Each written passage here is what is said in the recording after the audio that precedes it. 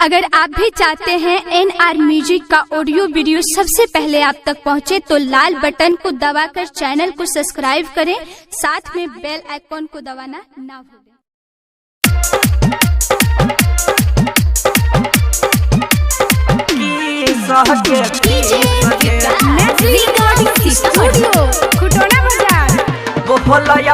अखन अहाँ सब सुन रहल छी NR म्यूजिक के शानदार प्रस्तुति। मकई बेच के लेबो गे मकई बेच के लेबो जब चल रे तौरी सगे गे छौरी के असल छौरी के बोला अपन की सहके सगे गे छौरी के बोला अपन की सहके सगे मकई बेच के लेबो गे मकई बेच के लेबो जब चल रे तौरी सगे गे छौरी के असुन छौरी के बोला अपन की सहके सगे गे छौरी के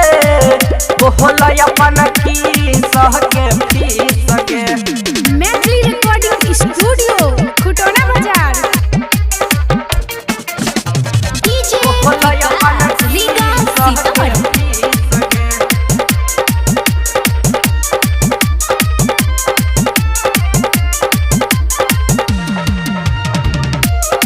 अखन अहाँ सब सुन रहल छी NR म्यूजिक के शानदार प्रस्तुति। बेटा छिए सुन है गे बड़ा खानदान के भोला ने तू जाय दहनई तो तोहरा बहु गुमान के बेटा छिए सुन है गे बड़ा खानदान के भोला ने तू जाय दहनई तो तोहरा बहु गुमान के चढ़े दही हमारा नासा चढ़े दही हमारा नासा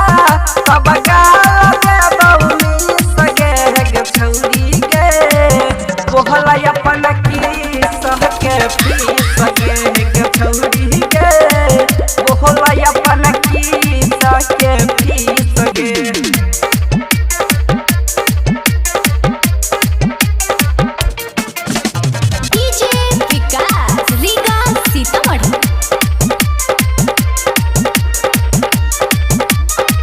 अभी आप सुन रहे हैं प्रियांशी म्यूजिक।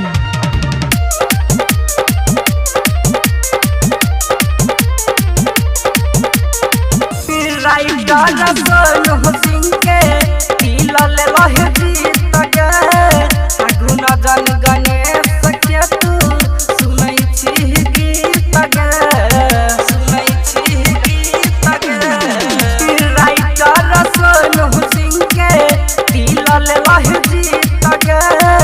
अगुन जन गणेश के तू सुनै छी गीत गे आ देबो हमारा दभान सुन देबो हमारा दभान आसल भर के 2020 के सुन छौरी के बोला अपन की सके सगे सुन छौरी